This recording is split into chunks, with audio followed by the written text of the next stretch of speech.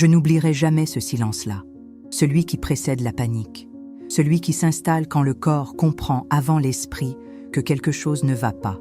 À l'aube, j'ai ouvert ma porte comme chaque matin, avec les mêmes gestes, la même routine rassurante, et mon sang s'est figé instantanément. Ma maison, ma façade, entièrement vandalisée, des lettres épaisses, noires, encore fraîches, et au milieu de ce chaos, une phrase, une vieille expression. Une phrase que je n'avais plus entendue depuis des décennies. Une phrase que seule une personne au monde connaissait. Pendant quelques secondes, j'ai été incapable de respirer. Mon cœur battait si fort que j'entendais son écho dans mes tempes. Cette phrase n'était pas une insulte ordinaire. Ce n'était pas un slogan. Ce n'était pas un message au hasard. C'était un rappel, une clé, une signature. Et elle ouvrait une porte que j'avais scellée il y a très longtemps, avec tout ce que j'avais de force et de déni. Les voisins ont commencé à sortir. D'abord un rideau qui bouge, puis une porte qui s'ouvre, des chuchotements, des regards lourds. Je sentais leurs yeux glisser sur les murs, puis sur moi. La phrase était assez étrange pour intriguer, assez inquiétante pour susciter la méfiance. Je n'ai rien dit. Je n'en étais pas capable. Comment expliquer que ces mots venaient d'un passé que tout le monde croyait disparu? Comment dire que cette expression était née dans une jeunesse que j'avais passée à fuir les mauvaises personnes et les mauvaises décisions? Je me suis approchée du mur, lentement, comme si m'en rapprocher pouvait le faire disparaître. Les lettres semblaient en me narguer. Chaque trait réveillait un souvenir précis. Une nuit, une promesse, une peur partagée avec un garçon que j'avais connu autrefois. Un ami de jeunesse, charismatique, instable, brillant et dangereux à la fois. Quelqu'un qui attirait les ennuis comme d'autres attirent la lumière. Il s'appelait Non. Même aujourd'hui, je préfère taire son nom. On disait qu'il était mort, depuis des années, disparu dans un règlement de compte, selon certains, englouti par ses dettes, selon d'autres. J'avais choisi de croire à cette version. J'avais reconstruit ma vie sur cette certitude. J'avais bâti la paix sur son absence. Et voilà que, devant ma maison, cette phrase ancienne venait me dire le contraire. Elle venait me murmurer « Je suis toujours là ». La police est arrivée.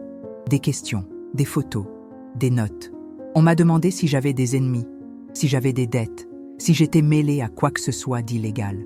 J'ai répondu « Non, bien sûr que non ».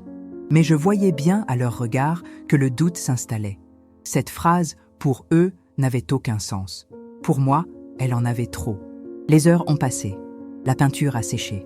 Et avec elle, quelque chose s'est durci dans le regard des gens. Les voisins ne me parlaient plus de la même manière. Certains m'évitaient, d'autres me scrutaient, comme si cette façade avait révélé une vérité cachée, comme si j'étais devenue, malgré moi, la vitrine d'un secret honteux. Dans l'après-midi, j'ai reçu un avertissement. Le propriétaire, la mairie.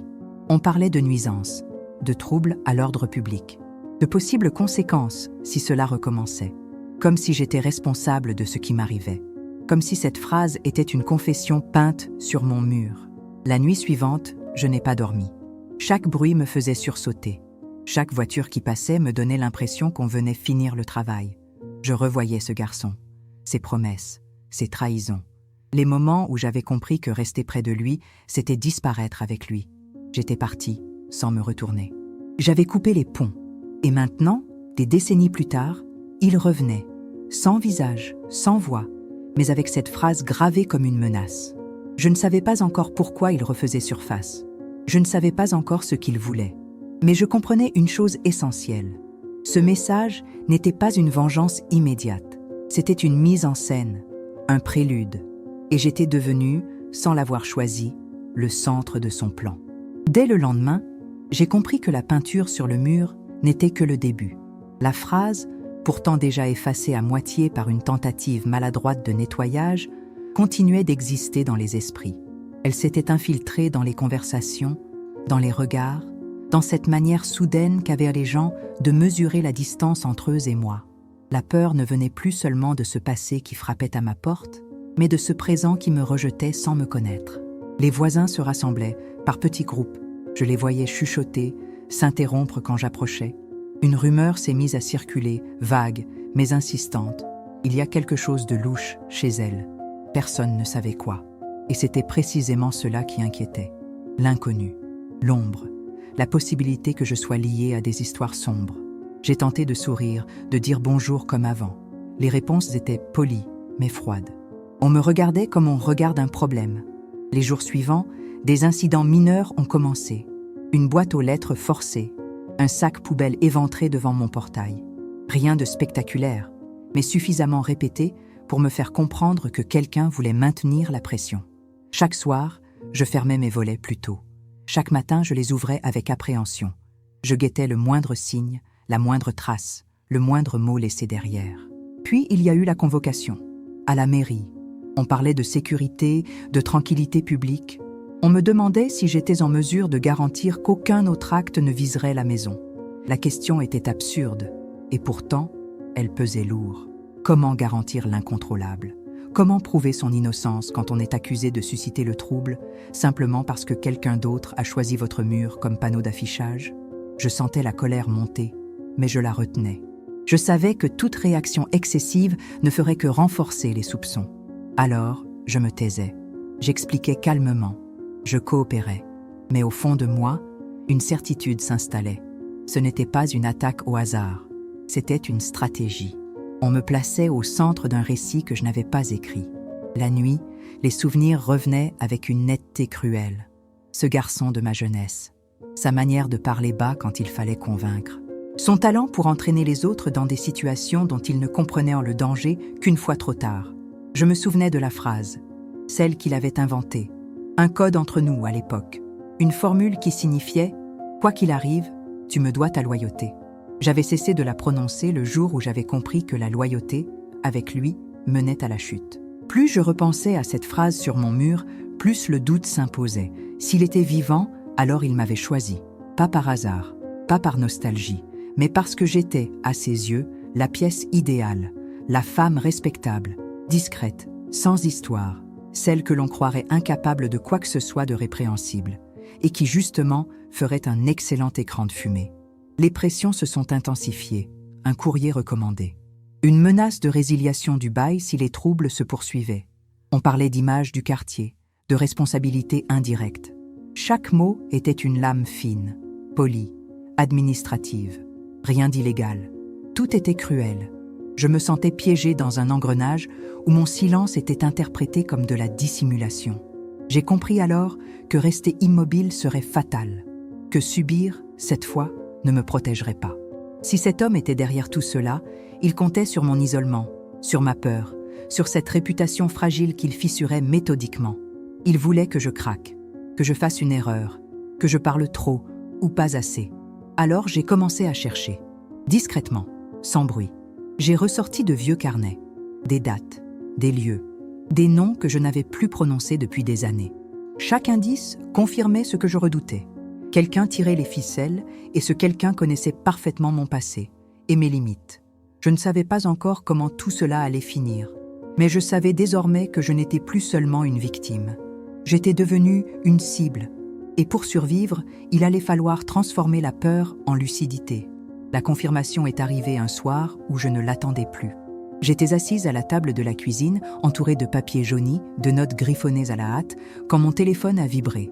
Un numéro inconnu. J'ai hésité. Puis j'ai répondu. Au bout du fil, une voix que je n'avais pas entendue depuis plus de 20 ans. Plus grave, plus lente, mais indéniablement la sienne. Il n'a pas dit mon nom. Il n'en avait pas besoin. Il a prononcé la phrase, celle qui était apparue sur mon mur. Exactement de la même manière, avec la même intonation que dans ma jeunesse. J'ai senti mes mains devenir froides. Mon cœur battait si fort que j'avais du mal à entendre ces mots suivants. Il a parlé comme si le temps n'avait jamais existé, comme si les décennies n'avaient été qu'une parenthèse inutile. Il m'a dit qu'il était vivant, qu'il l'avait toujours été, que les rumeurs de sa mort avaient été pratiques, nécessaires même. Il a ri doucement, un rire sans joie. Puis, il a ajouté que j'avais toujours été la seule à pouvoir l'aider sans le vouloir. La seule assez propre pour servir de couverture. La seule dont la réputation pouvait absorber les soupçons. À mesure qu'il parlait, tout devenait clair. Les dégradations, les pressions, les regards des voisins. Il avait besoin que je sois au centre de l'attention, que l'on me surveille, que l'on me soupçonne. Pendant ce temps-là, lui pouvait agir ailleurs, régler ses comptes, récupérer ce qu'il estimait lui appartenir. J'étais son écran, son alibi silencieux. Je n'ai pas répondu. Je l'ai laissé parler. Il aimait ça. Il a toujours aimé expliquer ses plans, savourer son avance. Il m'a dit que je n'avais rien à craindre si je restais calme, que tout se tasserait, que je devais simplement tenir bon, comme autrefois, comme si je lui devais encore quelque chose. Quand il a raccroché, je suis restée immobile. Pas de panique cette fois, pas de larmes, juste une certitude froide. S'il avait pris le risque de m'appeler, c'est qu'il se sentait en sécurité, trop en sécurité. Et cette confiance excessive était sa faiblesse. Le lendemain, j'ai pris une décision que j'avais repoussée pendant des années. Je suis allée voir la police. Pas pour me plaindre des dégradations, pas pour évoquer les menaces, pour raconter toute l'histoire, depuis le début. Depuis lui, les dettes, les crimes dont il se vantait à demi-mot, les noms, les lieux, les dates, les codes, la phrase, les policiers ont changé d'attitude. Ce n'était plus une affaire de vandalisme. C'était un puzzle bien plus vaste. Ils ont écouté, noté, comparé avec d'autres dossiers. J'ai vu leurs regards s'alourdir. Ce passé que je croyais enterré était déjà réapparu ailleurs, sous d'autres formes, avec d'autres victimes. Les jours suivants, j'ai joué mon rôle. Celui qu'il m'avait assigné. La femme inquiète, fragilisée, sous pression. Je continuais à vivre sous les regards, sous la menace implicite. Mais à l'intérieur, quelque chose avait changé. Je n'étais plus seule, et lui l'ignorait. Il a recommencé à m'appeler, par bribes, toujours avec cette fausse bienveillance, toujours en rappelant ce que nous avions été, ce que je lui devais, selon lui. Chaque appel était enregistré, chaque mot pesé. Il s'enfonçait, convaincu de me tenir. Je savais que le piège se refermait, pas sur moi, sur lui. La phrase sur mon mur n'était plus une menace, elle était devenue une preuve. Il avait voulu me transformer en bouclier. Il venait de faire de moi son témoin principal. Et désormais, ce n'était plus la peur qui guidait mes pas. C'était la certitude que la vérité avançait, lentement, mais sûrement. Le jour où tout a basculé n'a rien eu de spectaculaire au premier regard. Pas de sirènes au petit matin, pas de portes défoncées. Seulement une atmosphère étrange, presque trop calme, comme si le monde retenait son souffle. Je savais pourtant que quelque chose était en marche. Les policiers m'avaient prévenu. Ils se croyaient encore maîtres du jeu, et c'était précisément ce qui allait le perdre. La mise en scène qu'il avait créée autour de moi avait atteint son paroxysme. Les voisins étaient convoqués pour témoigner. La mairie voulait faire le point. On parlait même d'une réunion publique pour rassurer le quartier. Exactement ce qu'ils voulaient. De la lumière, des regards, de l'agitation. Ils pensaient que plus on me regarderait, moins on le verrait. Je me suis rendue à cette réunion comme on entre sur une scène, consciente que chaque geste comptait. Je sentais encore le poids des semaines passées sous la suspicion, mais je marchais droit, calme, présente. La phrase sur mon mur avait été repeinte, mais son écho planait toujours dans les esprits. On me regardait comme une énigme, comme un risque potentiel. Puis ils sont arrivés, pas en uniforme apparent, discrets, posés. Ils se sont mêlés à l'assistance sans bruit. Lui aussi était là. Je l'ai reconnu immédiatement, malgré les années, malgré les cheveux grisonnants, malgré le costume soigné. Il se tenait en retrait, sûr de lui, persuadé d'être invisible. Il observait la scène qu'il avait provoquée, savourant son œuvre. Quand la parole m'a été donnée, j'ai senti un frémissement. Certains s'attendaient à des excuses, d'autres à une crise. Moi, j'ai simplement commencé à parler, lentement, chronologiquement. J'ai raconté la phrase, son origine, son caractère unique. J'ai expliqué pourquoi elle ne pouvait venir que d'une seule personne. Je n'ai pas accusé, j'ai exposé. Puis j'ai dit qu'il m'avait appelé, plusieurs fois. J'ai décrit la voix, les mots, les sous-entendus, les tentatives de pression déguisées en nostalgie. À ce moment-là, j'ai vu son visage changer. À peine, une crispation fugace, mais suffisante. Les policiers sont intervenus sans éclat. Ils ont prononcé son nom, calmement, comme s'il s'agissait d'une formalité. Il a tenté de sourire, de nier, de jouer l'homme surpris. Mais les preuves étaient là. Les enregistrements, les recoupements, les dossiers ouverts ailleurs. Les témoignages d'autres personnes qui l'avaient utilisé de la même manière. La salle s'est figée. Les regards se sont détournés de moi pour se poser sur lui, brutalement, sans transition. En quelques secondes, le récit avait changé de camp. Ce n'était plus ma maison qui posait problème. Ce n'était plus mon passé que l'on scrutait. C'était le sien. Il a essayé de parler, d'expliquer, de minimiser, mais chaque mot l'enfonçait davantage. Il n'était plus le stratège sûr de lui. Il était un homme pris dans sa propre toile. Quand on l'a emmené, il a croisé mon regard. Il n'y avait plus d'arrogance, plus de contrôle, seulement une peur nue, presque enfantine. Le silence qui a suivi était lourd. Personne n'osait parler. Puis, lentement, les choses se sont réajustées. On m'a regardé autrement, certains avec honte, d'autres avec respect. La suspicion s'était dissipée, remplacée par une évidence simple. J'avais été utilisé. En sortant, l'air m'a semblé plus léger, comme si une pression invisible s'était enfin relâchée. Les voisins m'ont adressé la parole. Pour la première fois depuis longtemps, leurs mots n'étaient plus chargés de méfiance. On me posait des questions sincères. On écoutait mes réponses. Ce jour-là, j'ai compris à quel point la vérité, même silencieuse, finit toujours par trouver son chemin. Il avait voulu me transformer en masque. Il m'avait choisi pour ma discrétion, pour ma retenue, pour ma réputation sans tache. Il avait oublié une chose essentielle. Le silence n'est pas l'oubli. C'est souvent une préparation. La phrase qu'il avait utilisée comme une arme s'était retournée contre lui. Elle était devenue le fil qui menait droit à sa chute. Mais l'histoire n'était pas encore totalement terminée, car après l'effondrement vient toujours l'heure des comptes. Et pour lui, celle de la demande de pardon. Après son arrestation, le quartier a retrouvé un calme étrange. Pas un calme rassurant au début, mais un silence de convalescence, comme après une tempête qui laisse derrière elle des murs encore debout, mais des esprits secoués. Les jours suivants, les regards ont changé. Là où il y avait eu suspicion, il y avait désormais de l'embarras. Là où l'on me contournait, on me saluait. Je n'en tirais aucune fierté, seulement un soulagement profond. La maison a été nettoyée, repeinte. Les traces visibles avaient disparu, mais pas les souvenirs. Pourtant, chaque matin, en ouvrant ma porte, je sentais que quelque chose s'était réparé. Pas seulement autour de moi, en moi. J'avais affronté ce passé que je croyais mort. Je l'avais regardé en face, et il n'avait plus de pouvoir. Quelques semaines plus tard, j'ai reçu une lettre. Une écriture que je reconnaissais immédiatement. Plus tremblante qu'autrefois, moins assurée. Il ne signait pas de son nom complet. Comme s'il n'osait plus.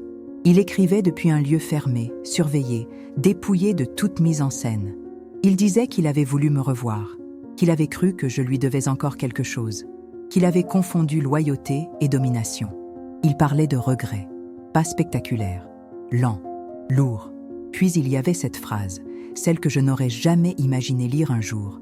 Je te demande pardon, pas pour les murs, pas pour les ennuis, mais pour m'avoir utilisé, pour avoir tenté de me salir pour se protéger lui-même, pour avoir cru que j'étais encore cette jeune femme prête à se taire pour éviter le chaos. J'ai reposé la lettre sans répondre immédiatement. Le pardon n'est pas une obligation, c'est un choix. Et ce choix demande du temps. J'ai marché longtemps ce jour-là, dans les rues, dans mes souvenirs. J'ai pensé à la peur, à l'isolement, aux nuits sans sommeil. Et j'ai compris une chose essentielle. Je n'avais plus rien à lui donner. Ni colère, ni justification, ni même haine. Quelques jours plus tard, j'ai répondu, brièvement, sans accusation, sans émotion excessive.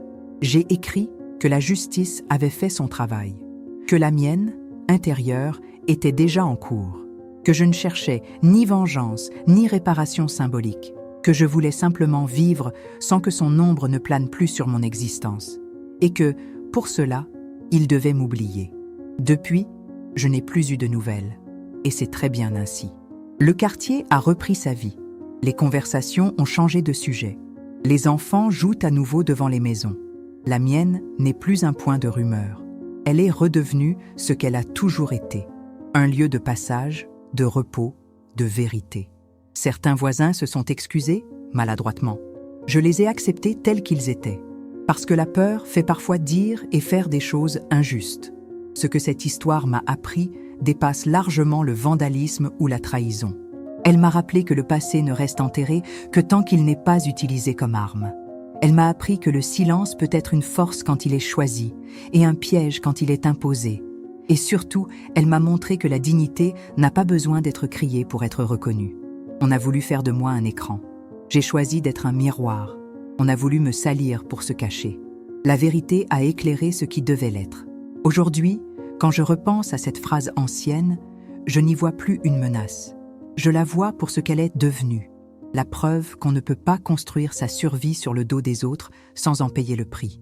Mon sang avait gelé ce matin-là, mais c'est ce même froid qui m'a permis de rester lucide. Et grâce à cela, je peux enfin le dire, sans peur et sans trembler. Le passé a frappé à ma porte, et cette fois, je l'ai laissé repartir.